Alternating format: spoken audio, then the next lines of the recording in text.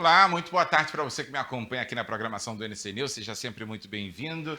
E a gente começa falando de política. O PCdoB sofreu uma importante derrota na Justiça Eleitoral que pode prejudicar o desempenho da legenda nas eleições desse ano.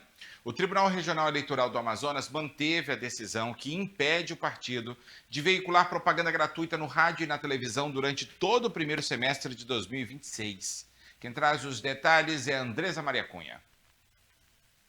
Pois é, o Partido Comunista do Brasil aqui no Amazonas teve esse problema com o Tribunal Regional Eleitoral com relação à propaganda partidária nesse primeiro semestre.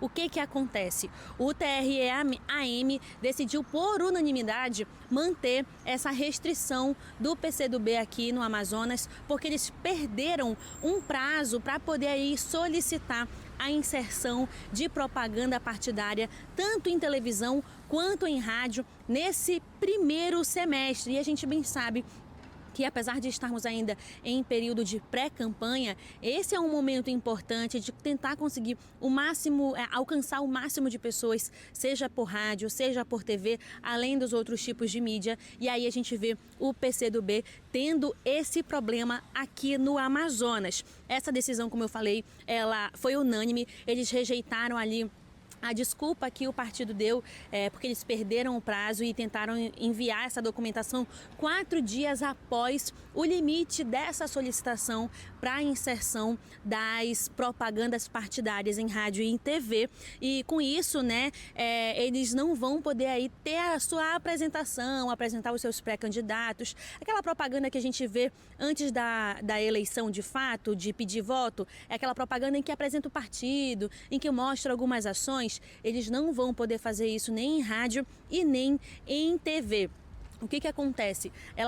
A corte ela entendeu que é necessário que qualquer partido eles sigam rigorosamente a questão dos prazos, e por isso que eles disseram que não podia ser flexível nesse tipo de situação, porque ia abrir margem para que outros partidos também fizessem esse tipo de solicitação. Então, por conta disso, eles resolveram, por unanimidade, continuar negando esse acesso do PCdoB à rádio e televisão com relação à propaganda partidária. Agora, o partido ele vai precisar ter aí uma nova estratégia. A gente sabe do impacto das redes sociais. Muita gente já tem utilizado as redes sociais para fazer a sua propaganda partidária, só que a gente bem sabe que não é todo mundo que tem acesso às redes sociais, e aí a gente vê o PCdoB perdendo uma grande oportunidade de alcançar mais pessoas, em especial no interior, que é onde se ouve bastante rádio, enfim.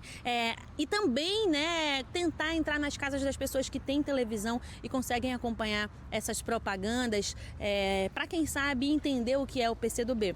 Aí fica também um alerta, essa decisão gera um alerta para todos os partidos ficarem atentos para não perderem mais nenhum tipo de prazo, porque se aconteceu isso com o PCdoB, muito provavelmente eles vão fazer isso com os outros partidos também, dependendo do que for ali a situação. Eles estão sendo, o Tribunal Regional Eleitoral do Amazonas está sendo bem rigoroso e não estão errados, né? Na minha opinião própria, a partir do momento que você perde um prazo, não tem o que fazer, e o TRE nessa situação está certo, e todo mundo tem que seguir as regras. As regras foram feitas para ser cumpridas. Eu volto com você.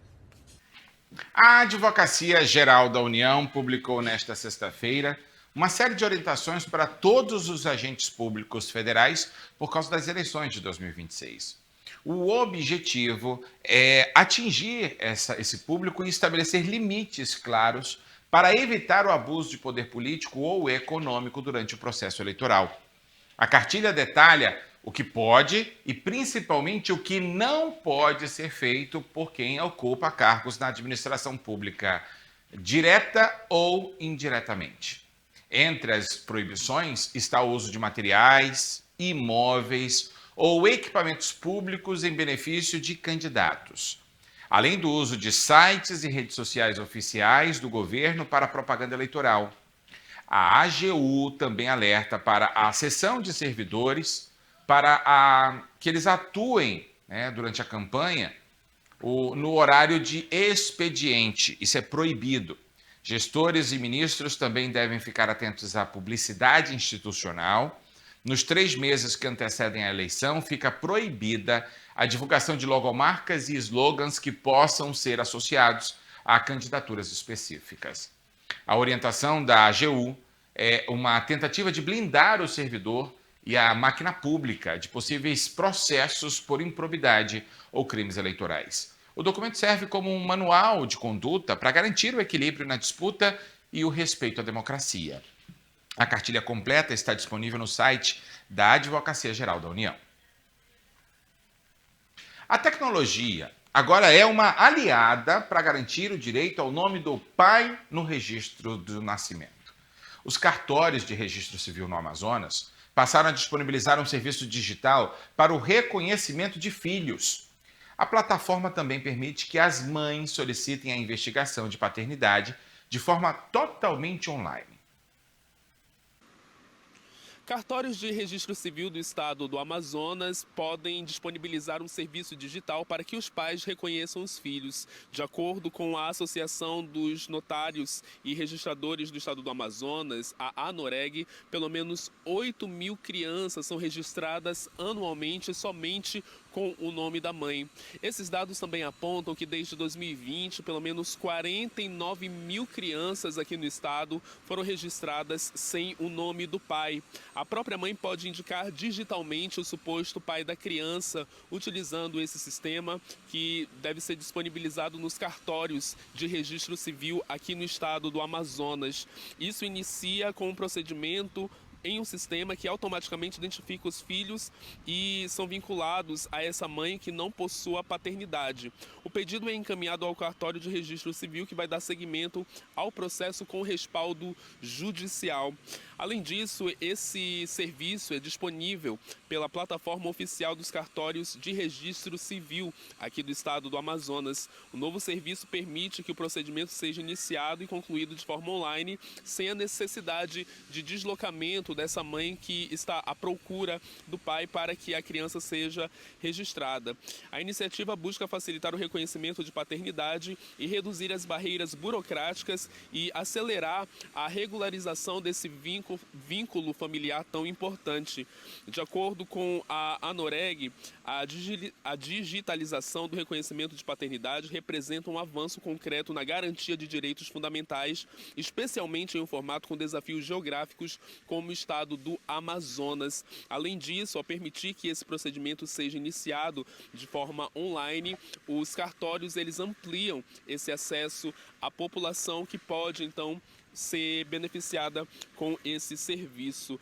O acesso à população reduz barreiras e contribui diretamente para que mais crianças tenham a sua filiação reconhecida. Davi Gomes disse que, Davi Gomes ele é o presidente da ANOREG aqui no estado do Amazonas. Ele afirma que, apesar de avanços nos últimos anos, o Brasil ainda registra números expressivos de crianças sem a identificação paterna.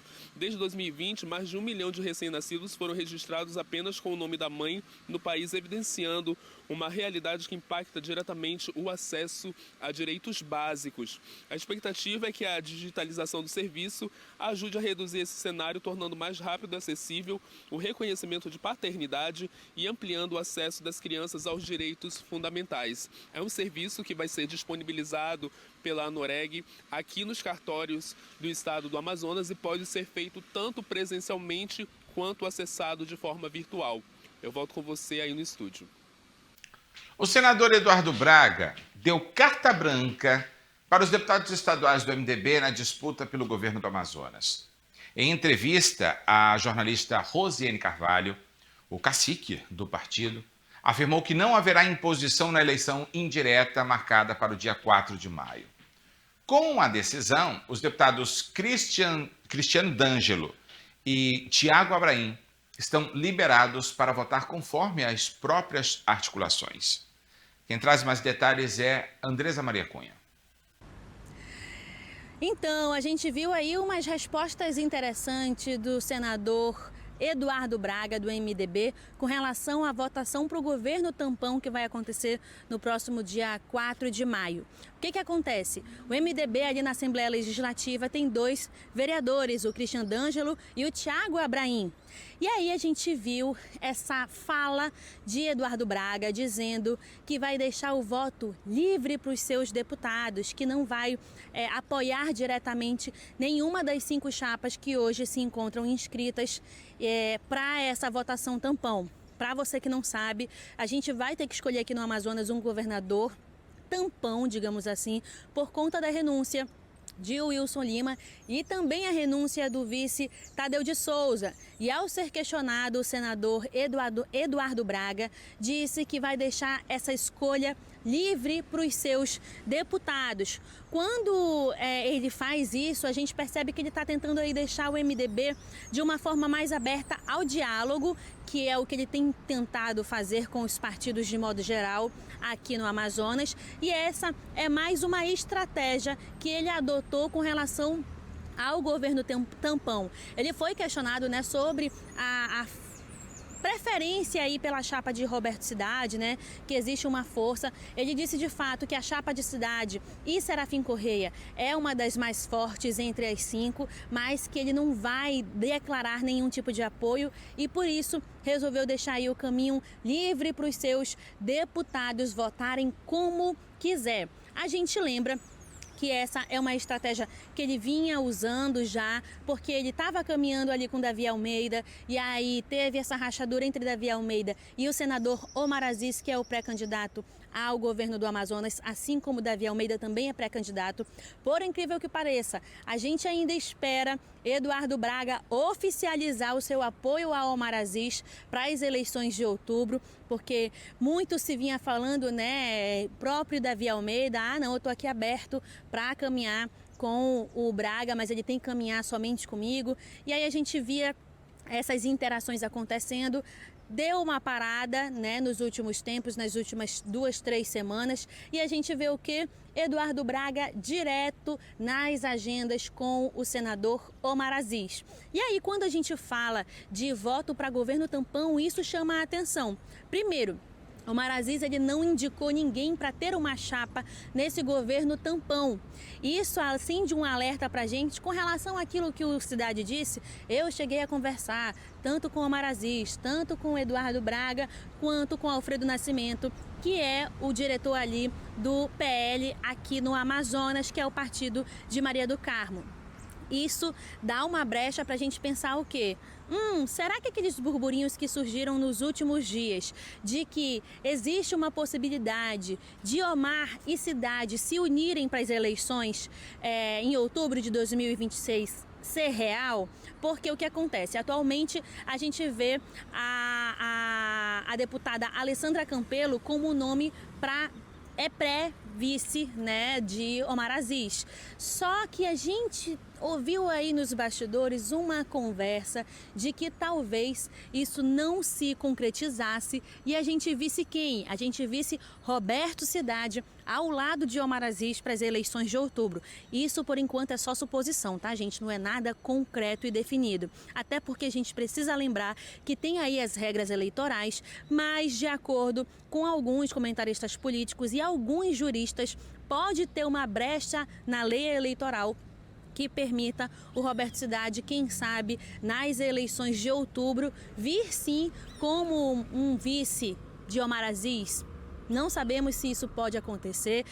Isso aí ainda está sendo estudado pelos juristas, né? Porque é algo inédito a gente ver acontecendo e ter essa possibilidade seria também algo inédito aqui no Amazonas e no Brasil, de modo geral. Mas a gente vê essa conversa acontecendo e esses burburinhos, né? Aqui na política amazonense. E quando o senador Eduardo Braga, ele diz que o voto está em aberto, a gente está aberto para o diálogo, ele acaba dando a entender, já que ele está andando ali o tempo todo do lado de Omar Aziz, eles são parceiros políticos, ele no MDB e o senador Omar Aziz no PSD, eles estão andando juntos no interior do Amazonas, por mais que não tenha aquela oficialização de eu estou do teu lado, eu estou andando contigo, por mais que eu não anuncie isso para todo mundo, eu estou aqui, tu tá vendo nas redes sociais, todas as nossas agendas, tem alguém do meu partido, ou então eu estou do teu lado em todas essas agendas, e aí isso acaba abrindo para interpretações. A gente precisa lembrar que atualmente são 5 chapas para o governo tampão. Essas chapas são compostas, como eu já falei, pelo Roberto Cidade, pelo Serafim Correia, que era secretário de Tecnologia aqui no Amazonas, de Wilson Lima, foi exonerado, pediu a exoneração, o afastamento, para poder concorrer a deputado federal e aí, de repente, se alia a Roberto Cidade para vir como vice de Roberto Cidade nesse governo tampão. E aí a gente tem uma outra chapa, que é do William Bittar, que é do PSDB, e do João Ricardo, do PL. Essa é uma chapa que gerou aí bastante controvérsia, porque tanto o diretório do PSDB quanto do PL disseram que não estavam sabendo de nenhum tipo de inscrição, que eles não estavam apoiando, e eles foram lá por conta em risco, né? Aí a gente viu também a chapa do Cícero Alencar e do Roquilane. O Cícero, que é diretor, né, que é o presidente do Democracia Cristã aqui no Amazonas, ele que tem ali uma proximidade com Davi Almeida, então a gente vê ele falando que foi uma inscrição de revolta por conta da saída de Wilson Lima e Tadeu de Souza, e por mais que ele não leve nenhum voto, é realmente uma inscrição de revolta com relação a essa situação. Aí depois a gente viu Daniel Fabiano e Daiane de Jesus, do PT, e o Sérgio Augusto e a Auricleia Viana, do Partido Novo. Essas duas chapas também têm aí suas questões com seus diretórios estaduais, que segundo os seus diretores, eles não estavam sabendo aí que ia ter chapa dos seus partidos, e por conta disso também talvez não tivessem aí o apoio de fato dos seus diretores regionais, né? Assim como o William Bittar e o João Ricardo, foi talvez, vamos aqui enfiar a cara e vamos tentar. Enfim, a gente vai acompanhar essa votação no dia 4 de maio, como de fato vão se comportar, né, os deputados ali que fazem parte do Eduardo Braga, né, o D'Angelo, o Thiago Abraim. Vamos também ver como vão se comportar os deputados que fazem parte do PSD, que é partido de Omar Aziz, e que conseguiu aí angariar uma boa quantidade de gente dentro do seu partido. A gente viu Rosenha, viu Wilker Barreto, viu a Maria Dias, que era do Avante de Davi Almeida, todos saindo dos seus partidos, indo para o lado de Omar Aziz. A gente lembra que o Federação União Progressista, eles estão juntos, então tem bastante gente também, talvez seja uma positividade aí para o Roberto Cidade, mas a gente vai acompanhar toda essa movimentação para esse governo tampão, em especial depois dessas falas de Eduardo Braga sobre deixar a votação livre para os seus deputados. Eu volto com você. Você já ouviu falar em rapel urbano? A modalidade vem ganhando cada vez mais adeptos nas cidades, misturando aventura, técnica e muita adrenalina. A prática transforma prédios e estruturas em verdadeiros cenários de desafio. E é essa experiência que você vai conferir agora na reportagem. Acompanhe.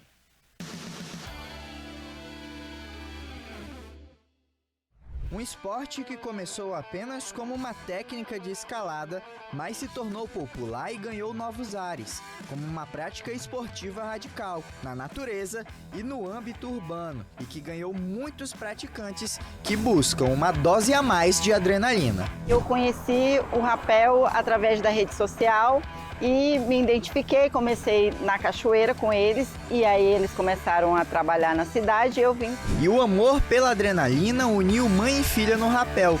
Eloá tem apenas 8 anos de idade e acompanhava a mãe em suas aventuras, e também tomou gosto pelo rapel. Eu não comecei a praticar muito pequena e nem muito grande. E aí, eu já tô com uma emoção muito boa, já comecei com bastante medo. Deixa a perna, cruza. Mas agora eu tô aqui, seguindo firme e forte. Essa atividade, além de promover o contato com a natureza, também traz benefícios para o corpo e a mente. A atividade de esporte de rapel na cidade, ela já te beneficia tanto no teu preparo físico, né, cardiológico, dependendo da situação. Você vai ter um esforço físico para descer, para controle da tua ansiedade, você vai estar trabalhando a altura. Tem algumas pessoas que procuram a gente justamente porque tem fobia de altura, então eles vêm para tratar isso. E a diversão, você vai desconectar um pouco. Como está dentro da cidade, hoje facilita para você fugir, sair diretamente do trabalho, são 5 horas da tarde, vou ali. A gente costuma dizer, hoje é dia de se jogar da ponte, pelo menos 3 vezes. Então isso daí vai te trazer vários benefícios. É um esporte e só tem prazer nisso. Mas como todo esporte radical, com o rapel urbano não é diferente. A segurança é prioridade. Nós usamos o baudrier, é o cadeirinha. Junto com o baudrier e a cadeirinha vem um mosquetão de alumínio, tá? Esse aqui é um mosquetão automático. A gente tem um freio 8, um freio 8 sim. Aqui eu tô passando o cinto nele, tá? Esse cinto ele tem que ir e voltar fechando aqui.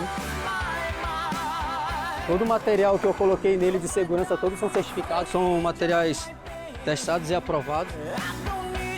E é claro que eu não poderia perder a oportunidade de também sentir essa adrenalina aqui no rapel urbano. Ó, particularmente nunca fiz, é a primeira vez fazendo.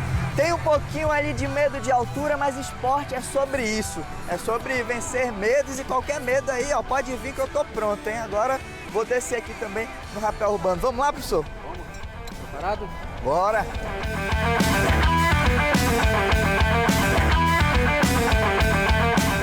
Agora que você faz o seguinte, com essa mão esquerda você vai segurar aqui a corda e a fita preta. A mão direita você vai trazer na lateral do seu corpo, tá? Certo. A sua mão não pode sair daqui, tá bom? O que tem que acontecer? Você vai abrir as duas mãos devagar, vai aliviar as duas mãos e estica. Pode abrir? Isso. Agora abre um pouco as pernas, isso. Você vai ficar literalmente de cabeça para baixo. Certo. Essa é a parte a pior. Aqui é o Tom Cruise, meu amigo.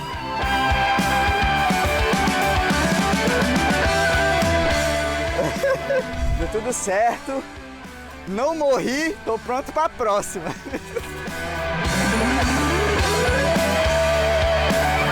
Isso daqui é rapel urbano. E você que não conhece, tá perdendo tempo por quê, hein? Vem conhecer também.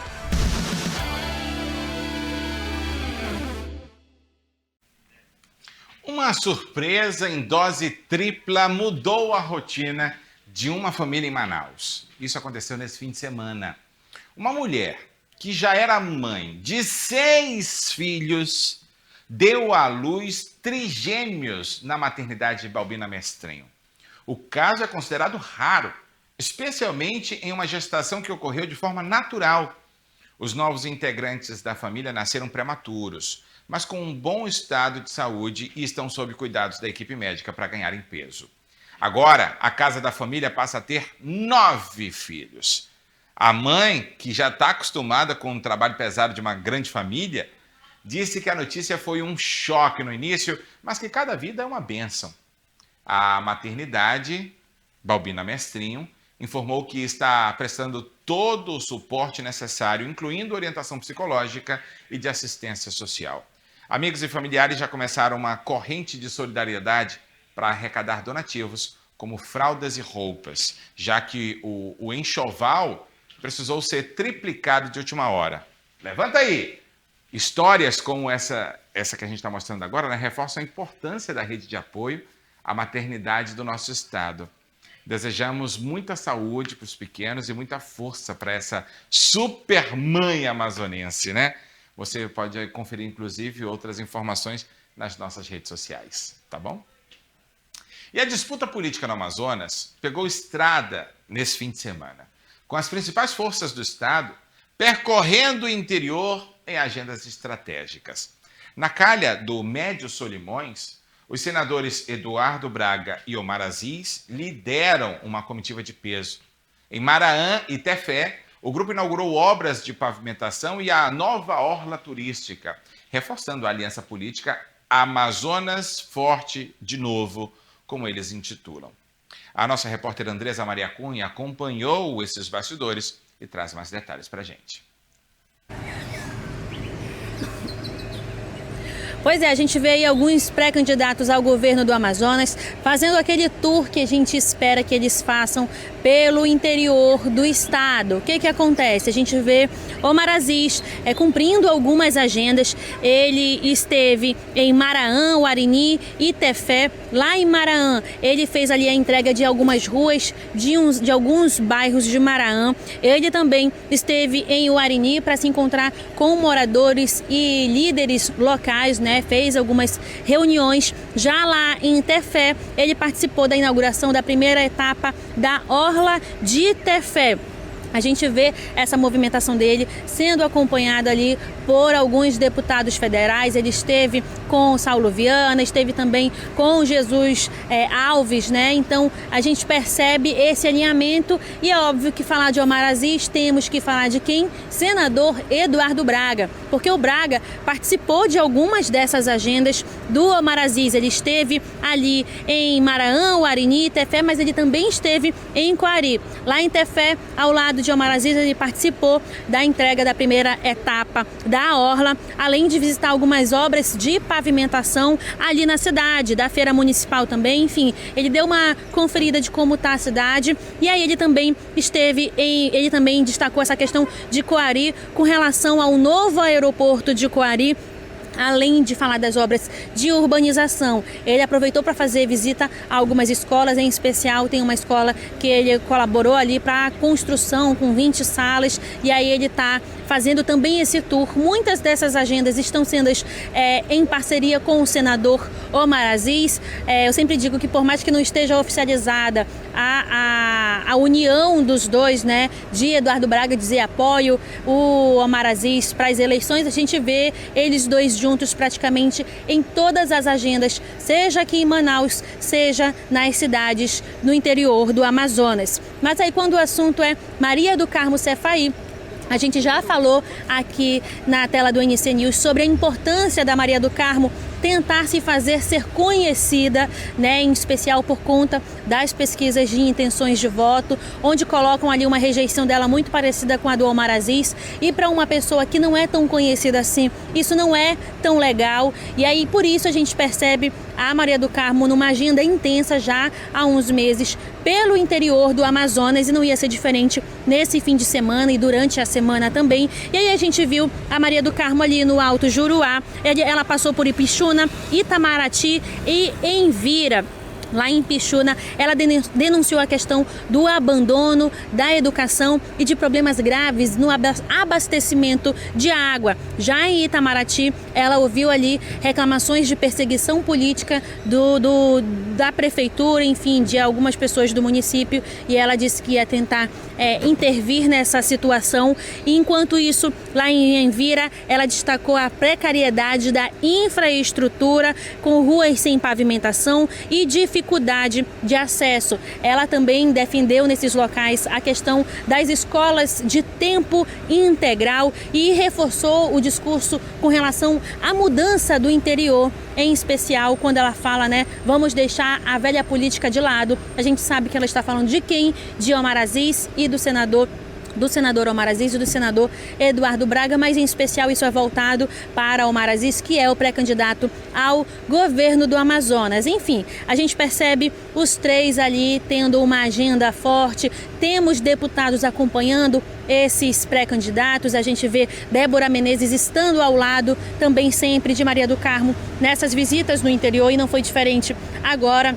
Assim como ao lado de Eduardo Braga e senador Omar Aziz, a gente vê, além dos prefeitos das cidades, a gente percebe os deputados também participando dessas agendas estratégicas no interior do estado. Vale ressaltar que o interior, geralmente aqui no Amazonas, é o fator decisivo numa eleição. Eu sempre relembro o caso da última eleição para o Senado, onde Omar Aziz levou vantagem em cima de Coronel Menezes. Menezes, ele ganhou aqui em Manaus nos votos, mas quando abriram as urnas do interior, o Omar, ele levou de lavada, apesar de que foi uma diferença pequena de voto. 39 mil votos é pouco quando a gente fala ali 700 mil para o Omar e 700 mil para o Menezes. Então, de fato, o interior foi a cereja do bolo para o Omar Aziz, que perdeu aqui na capital amazonense. E a gente vê agora, por exemplo, a Maria do Carmo correndo atrás do prejuízo quando o assunto é ficar conhecida, é tentar ganhar esses eleitores do interior, ter essas conversas estratégicas, e ela precisa de fato fazer isso. Não está errada não, ela tem de fato mesmo que tentar conquistar essas pessoas, até porque a gente percebe que aqui em Manaus ela tem uma adesão melhor, mas precisa ainda melhorar quando a gente analisa todas essas pesquisas, né, de cenário de votação. Enfim, a gente vai seguir aqui acompanhando todas as agendas, seja na capital, seja no interior, para trazer tudinho certinho na tela do NC News. Eu volto com você. Uma nova crise interna expôs um racha na família Bolsonaro e agita os bastidores do poder em Brasília. O motivo do conflito é a indicação para uma vaga no Tribunal de Contas da União. A cadeira, que é vitalícia e estratégica, virou palco de uma guerra de influência entre os filhos do ex-presidente Jair Bolsonaro. De um lado, o senador Flávio Bolsonaro articula um nome de confiança do Senado. Do outro, o deputado Eduardo Bolsonaro defende um aliado terrivelmente fiel da bancada baixa. A disputa não é apenas por um cargo, mas pelo controle da agenda política do grupo no parlamento. Aliados próximos relatam que o próprio Jair Bolsonaro tem tentado mediar o conflito para evitar que o racha prejudique as votações de interesse da oposição no Congresso. Interlocutores afirmam que a troca de farpas já chegou aos grupos de mensagens e dividiu a bancada do PL. Enquanto parte dos deputados segue a orientação de Eduardo, os senadores estão alinhados com a estratégia de Flávio. A crise exposta neste domingo mostra que a unidade do clã está sob pressão. O desfecho dessa disputa pelo TCU pode redefinir quem realmente dita as regras dentro do maior partido da direita no país. O NC News continua acompanhando os desdobramentos dessa história, né? Mas, como sempre, é a luta pelo poder. Um encontro na Câmara Municipal de Manaus marcou a tarde da última quinta-feira com fortes acenos políticos. Durante a solenidade de entrega da Medalha de Ouro Cidade de Manaus ao permissionário Moacir Cintrão, o prefeito Renato Júnior do Avante destacou a presença do seu novo correligionário, Coronel Menezes. Quem traz mais detalhes é Andresa Maria Cunha. Então, a gente viu aí mais uma demonstração de parceria, digamos assim, entre o prefeito de Manaus, Renato Júnior, e Coronel Menezes, que agora é filiado do Avante e vai tentar disputar aí a vaga de deputado federal pelo partido do ex-prefeito de Manaus, Davi Almeida. A gente fala primeiro que teve um evento na última quinta-feira lá na Câmara Municipal de Manaus, que foi a entrega da Medalha de Ouro Cidade de Manaus ao permissionário Moacir Cintrão. E durante ali a sua fala, para o homenageado, o prefeito Renato Júnior aproveitou a presença de Coronel Menezes, que foi convidado do vereador Gilmar Nascimento, que é presidente do CCJ, ali dentro da Câmara Municipal. Ele aproveitou a presença de Coronel Menezes para fazer ali algumas falas de apoio e relembrando o passado deles, e a gente vai conferir isso agora, olha só. Ao seu lado está o Coronel Menezes, que durante a minha vida pública já estivemos em lados opostos. Mas, Coronel Menezes, quando a gente coloca as necessidades e a vontade da população acima das nossas, você botou acima das suas e eu também acima das minhas, quando eu lhe fiz o convite para você adentrar ao partido que eu faço parte, sou presidente municipal, que é o Avante, eu lhe convidei para nós colocarmos os nossos egos e vaidades para fora dos assuntos, porque nós temos uma classe, uma categoria maior para lutar. Eu acredito que com o seu jeito, da forma que você age, se colocando muitas das vezes, tendo a coragem de levar peia na rede social e tal, mas você se posiciona. Isso me fez lhe fazer o convite para ingressar no partido que eu sou presidente municipal. Eu quero dizer para você que eu quero entrar junto com você nas feiras da cidade de Manaus. Eu quero estar junto tomando café, almoçando e jantando dentro das feiras, realidade essa que eu conheço, vivendo, sendo secretário e como prefeito de Manaus. Eu peço uma salva de palmas para o senhor. Respeito a sua história. E obrigado por aceitar o convite. Pois é, quando o Renato Júnior, ele fala sobre essa questão, de serem de lados opostos, de colocar o ego de lado, o que acontece?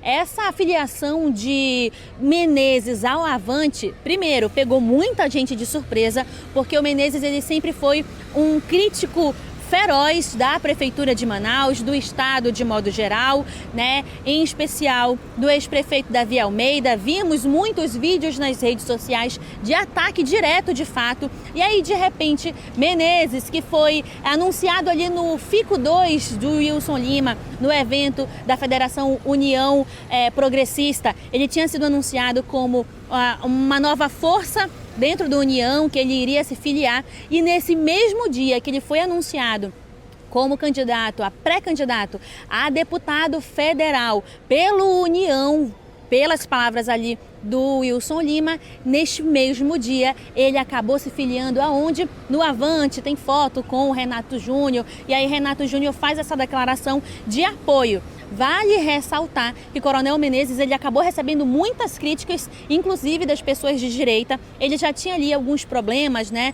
Depois que ele tentou o Senado e não venceu, acabou perdendo aí para o senador Omar Aziz. Ganhou na capital, mas perdeu nos votos do interior. E aí ele teve alguns problemas com algumas declarações realizadas com relação às pessoas de direita, a essa parceria de fato, né, com a galera de direita aqui no Amazonas. A gente viu que ele tem ali um embate direto com Alfredo Nascimento, que é o presidente do partido, né, que é o diretor do partido aqui no Amazonas. Ele está à frente do PL, que é de onde o Menezes até então vinha sendo braço forte antes de sair, ser, entre aspas, expulso do partido, digamos assim. E aí a gente viu toda essa confusão, essa polêmica envolvendo o Menezes, que já era estranho ele estar ao lado de o Wilson Lima. Eu lembro muito bem que no primeiro evento do Fico, eu cheguei a questionar o que o Menezes e a Débora Menezes estão fazendo aí nesse evento, né, onde ele anunciou que iria ficar, isso lá em março. E aí a gente viu no evento, março, final de fevereiro, março. E aí a gente viu no segundo evento do Fico, um dia antes de renunciar, o Wilson Lima afirmando que Menezes estava ao lado dele. Ele chegou até a ser chamado pelas pessoas nas redes sociais de traíra, né, no caso Menezes, porque nesse mesmo dia ele não pôde estar no evento, foi anunciado, disseram ali que ele estava com problemas de família, né, em algum evento de família e não pôde estar nesse evento. E no fim da tarde vimos pipocar nas redes sociais as fotos ao lado de Renato Júnior, que teria sido a pessoa, como ele mesmo disse, que convidou o Menezes a ser esse braço forte agora do Avante. Vamos ver, né, como é que está essa popularidade do Menezes, porque naquele dado momento para o Senado ele teve uma força, não é à toa que a diferença de voto entre ele e o Omar Aziz foi curtinha. Eu digo que 30 mil votos não é nada, tendo em conta que o estado é gigantesco e você quase tirou ali a vaga do senador Omar Aziz, ganhando na capital em especial. Então talvez o Avante queira aí essa força. A questão é, será que o Menezes ainda tem essa força aqui na capital em especial para trazer esses votos para o Davi Almeida, que é pré-candidato ao governo do Amazonas? Enfim, a gente vê agora essa troca, né, de seda entre os dois, essa melação, esse abraço, né, fraterno, essas palavras bonitas para dizer que um dia nós fomos de lados opostos, mas agora estamos juntos por Manaus e pelo Amazonas. A gente vai continuar acompanhando todo esse desenrolar, o que vai acontecer de fato ali na época da oficialização de quem é candidato, e aí a gente vai ver onde Menezes se encaixa tudo isso nos planos do Avante. Eu volto com você. E a César o que é de César. Eu adoro esse ditado bíblico. Uma coisa ninguém pode criticar do grupo político de Davi Almeida e Renato Júnior. Todas as vezes que eles querem exaltar alguém, eles trabalham muito bem o marketing em cima dessa imagem e desse nome. Coronel Menezes, após as eleições municipais de 2024, estava num limbo político, conversando, articulando, se movimentando, mas estava sumido, digamos assim. Uma coisa é certa, parado ele não estava, tanto que se aproximou de Davi Almeida e Renato Júnior, se aproximou do Avante. Ele, inclusive, é nosso entrevistado nesta segunda-feira no programa Poder e Opinião, às 11h30 da manhã, aqui no NC News. Eu vou estar com ele aqui no estúdio e a gente vai fazer várias perguntas para ele. Se você quiser contribuir, segue a gente nas redes sociais, no Instagram do NC News e mande a sua também, tá bom? A Polícia Federal revelou neste domingo novos detalhes de uma investigação que envolve nomes conhecidos da internet e do entretenimento. Segundo relatórios da PF, uma empresa ligada ao empresário Pablo Marçal repassou cerca de 4.400.000 reais para o cantor MC Rian SP. O montante teria sido transferido em diferentes etapas e chamou a atenção dos órgãos de controle financeiro por causa da natureza das transações. Os investigadores trabalham para descobrir se os valores são referentes a serviços prestados ou se fazem parte de uma estrutura maior de movimentação indevida de capital. A defesa de Pablo Marçal afirma que todas as operações de suas empresas são declaradas e que não há qualquer irregularidade. Já a assessoria de MC Rian SP ainda não se pronunciou oficialmente sobre os detalhes do repasse, mas o cantor já havia sido citado em outras apurações recentes sobre patrimônio e ostentação nas redes sociais. O caso segue em sigilo de justiça, mas a PF solicitou a quebra dos sigilos bancário e fiscal dos envolvidos para rastrear o caminho completo do dinheiro. Acompanharemos tudo isso para você ficar sabendo. Agora volta aqui comigo rapidamente. O que um empresário que é ligado a uma grande igreja no estado de São Paulo, que faturou milhões com essa igreja e virou até candidato à Prefeitura de São Paulo, está investindo num funkeiro? São duas informações que não somam, que não se ajustam, pelo contrário, conflitam até demais. A própria bancada evangélica ainda não se pronunciou sobre isso. Quais os interesses? Econômicos ou políticos? Um novo levantamento sobre a corrida presidencial revela a preferência de eleitores no maior colégio eleitoral do país. Segundo o Instituto Paraná Pesquisas, em um eventual segundo turno em São Paulo, o senador Flávio Bolsonaro, do PL, aparece com 48,1% das intenções de voto. O presidente Lula, do PT, tem 40,3%. Quem traz mais detalhes é Andresa Maria Cunha. Pois é, a gente vê aí essa intenção de voto do Instituto Paraná Pesquisa, que foi realizado entre os dias 11 e 14 de abril em São Paulo. Cerca de 1.600 pessoas foram ouvidas. Só que o que acontece? Ali em São Paulo, Flávio Bolsonaro, ele teria uma vantagem em cima de Luiz Inácio Lula da Silva. Apesar de a pesquisa apontar no primeiro turno um empate técnico, a gente vê Flávio Bolsonaro ganhando de Lula tanto no primeiro turno quanto na pesquisa estimulada do segundo turno. Com relação ao segundo turno, a gente vai falar que esse que foi o que chamou mais atenção e que seria, digamos assim, o fator decisivo das eleições. A gente vê Flávio Bolsonaro com 48,1% das intenções de votos entre os eleitores paulistas e Luiz Inácio com 40,3% dessas intenções de votos. Do total dos entrevistados, 7,2% dizem que votariam branco, nulo ou em nenhum, e outros 4,3% não sabem ou não opinaram em quem votar. Quando a gente fala de primeiro turno, que é o que levaria Bolsonaro e Luiz Inácio para esse segundo turno, a gente vê aí, eles falam que é um empate técnico por conta do percentual de 2,5% de votos, né? E aí a gente vê Flávio Bolsonaro com 39,3% e Lula com 36% dos votos. A gente volta a dizer que foram 1.600 paulistas ouvidos na Paraná Pesquisa entre os dias 11 e 14 de abril e a gente vê aí uma confiabilidade de 95% dos votos nessa pesquisa que foi, claro, oficializada, né, e registrada direitinho lá no Tribunal Superior Eleitoral. A gente vê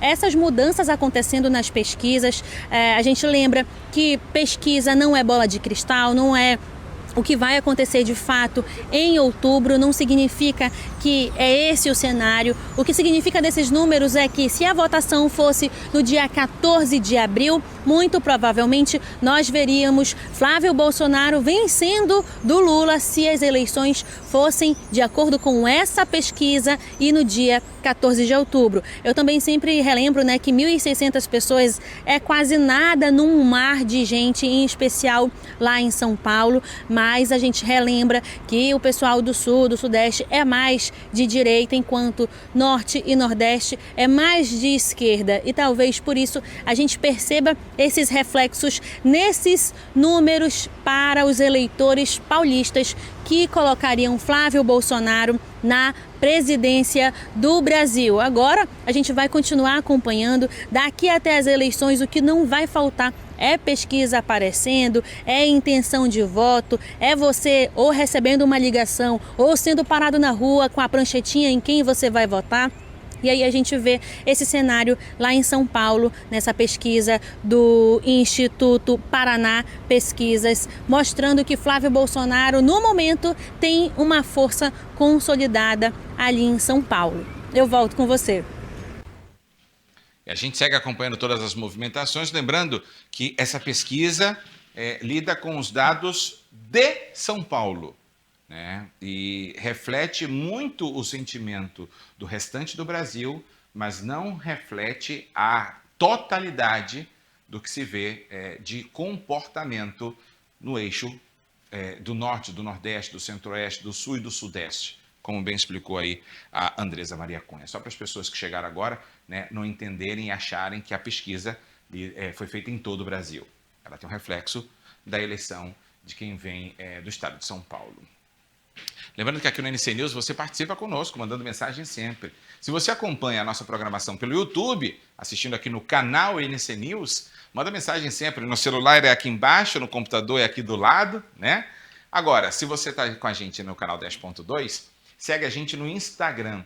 É só você procurar ncnews.tv com essa logomarca preta que você vai poder mandar mensagens para a gente sempre, tá bom? Seja sempre muito bem-vindo ao NC News, que foi criado para você ficar bem informado 24 horas por dia, 7 dias por semana e ficar sendo atualizado o tempo todo. Olha, nesse dia 19 de abril, o Brasil volta os olhos para os povos indígenas, para os povos originários, que são hoje os maiores guardiões do equilíbrio climático no planeta. O mês dos povos indígenas reforça uma verdade científica. Não existe futuro para a Amazônia sem o reconhecimento dos territórios indígenas. Segundo o Programa das Nações Unidas para o Meio Ambiente, áreas geridas por essas populações têm taxas de desmatamento drasticamente menores e maior biodiversidade. No Amazonas, esse protagonismo ganha força com o apoio da Fundação Amazônia Sustentável, a FAS. Um dos destaques é o projeto Parentas que Fazem, que mapeou mais de 110 organizações lideradas por mulheres indígenas, impulsionando a economia sustentável e a medicina tradicional.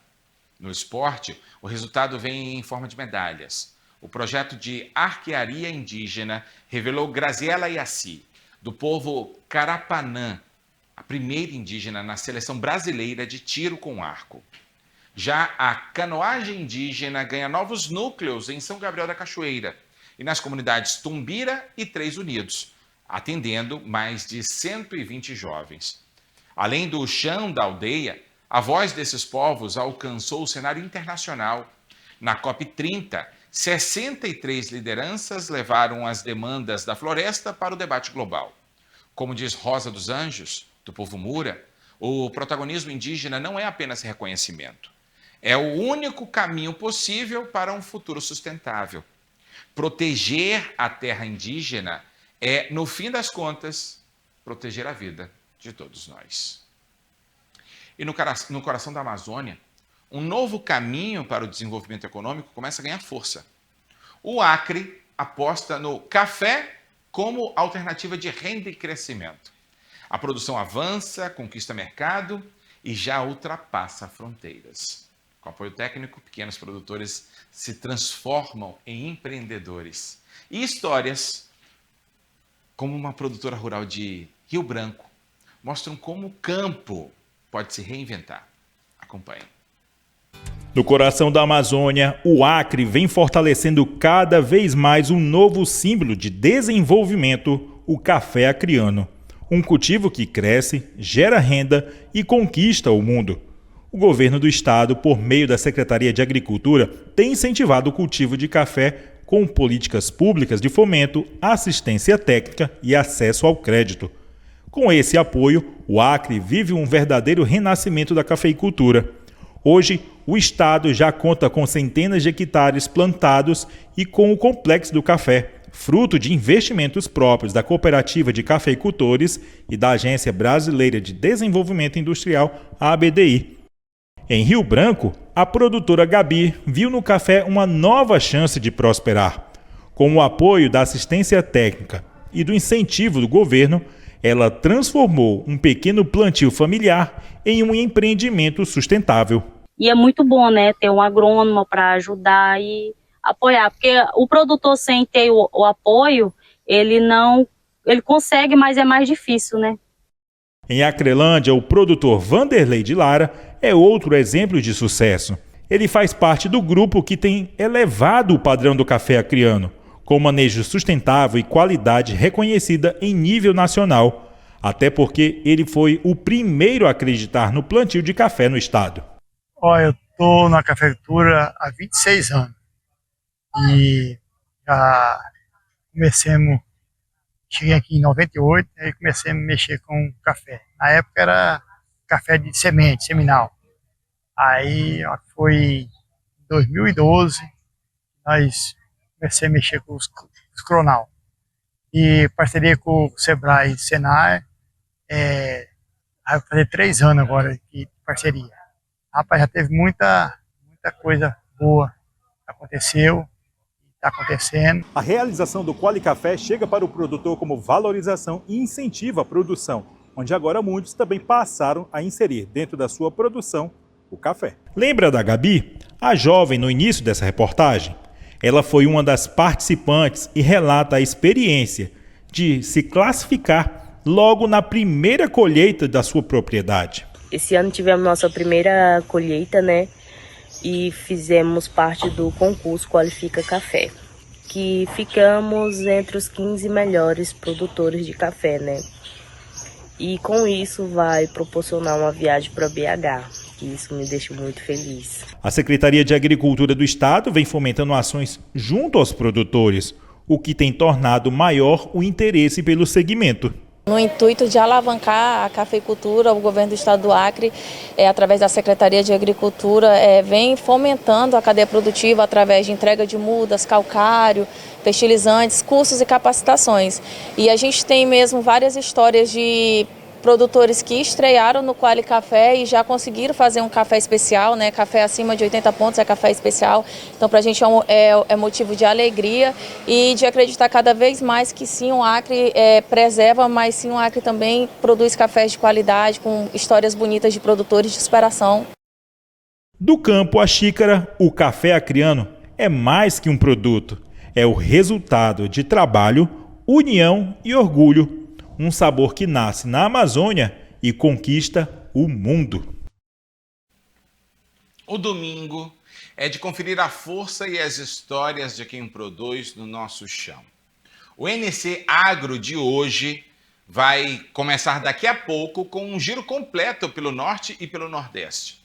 A edição mostra o ritmo acelerado da colheita no Tocantins, o sucesso do cultivo de açaí em Buritis, no estado de Rondônia. O programa também traz as inovações tecnológicas que estão disparando a produtividade em Roraima e também no Acre. É a tecnologia aliada à terra para garantir cada vez mais eficiência no campo. E para quem gosta de boa gastronomia, o quadro Da Origem ao Sabor está imperdível. O chefe Pedro Bagatoli ensina o passo a passo de um bolo de cajamanga com uma cobertura brilhante que promete dar água na boca.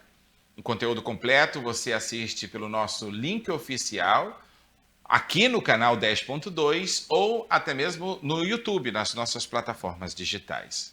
Perca não, que essa viagem pelas histórias do nosso agronegócio está maravilhosa. Agora, para você que gosta de chocolate, atenção. O Senado aprovou um projeto que redefine a quantidade mínima de cacau nos produtos vendidos no Brasil. A proposta agora segue para a sanção presidencial e busca melhorar a qualidade e valorizar a produção nacional. Acompanhe. Pode ser com sabor de pistache morango do amor, mas o chocolate é sempre chocolate. Chocolate nunca sai de moda, né, gente? Eu acho que é uma coisa... Nossa, amo. A dona desta doceria na zona oeste de São Paulo disse que quase todas as opções de doce usam na receita cacau puro e de qualidade. Chocolate é paixão nacional, né? Todas as pessoas querem um docinho, quanto mais chocolatudo ele for, tem mais saída na vitrine. Com a alta do cacau, a indústria mesmo começou a lançar um monte de chocolates diferentes. Sabor chocolate, com muita gordura hidrogenada. Então a gente preza muito pelo chocolate nobre. Seja em bolo, em barra ou em forma de bombom, muita gente diz que o chocolate deixa o dia mais gostoso. Uma pesquisa mostra que o doce está em praticamente todos os lares do país. O brasileiro é mesmo um apaixonado por chocolate. Segundo a ONU, o Brasil é o 6º maior produtor de cacau do mundo. O projeto, que ainda precisa ser sancionado pelo presidente Lula, cria regras mais claras para evitar que produtos com baixo teor de cacau sejam vendidos como verdadeiro chocolate. Eu busco sempre, já que é para consumir calorias, que sejam boas calorias. Você consegue sentir o sabor do cacau, que a gente não sente mais no chocolate de mercado, pelo menos não como era antigamente. Pelas novas regras, a composição dos chocolates no Brasil deve mudar. No chocolate em pó, o teor mínimo de cacau passa a ser 32%. Nas versões em barra, o percentual deve ser de no mínimo 35%. Para ser considerado ao leite, o chocolate precisa ter pelo menos 25% de cacau e no mínimo 14% de leite ou derivados. Já o chocolate branco deve conter ao menos 20% de manteiga de cacau e 14% de sólidos totais de leite. A gente acredita que com essa lei, a questão da oferta e demanda vai promover, claro, uma maior demanda por cacau e, com isso, também um aumento do preço e benefício para o produtor. A lei também prevê a alteração nas embalagens e publicidade, que passam a ter indicação do percentual de cacau nos produtos. Se o pessoal está comprando chocolate, quer comer chocolate, não comer os outros derivados, né? Com menos adição do chocolate. Eu fico por aqui agradecendo sempre a sua companhia, a sua audiência. Uma boa tarde para você, bom resto de domingo. E amanhã a gente está de volta a partir de 8h30 da manhã com a nossa programação. Um abraço.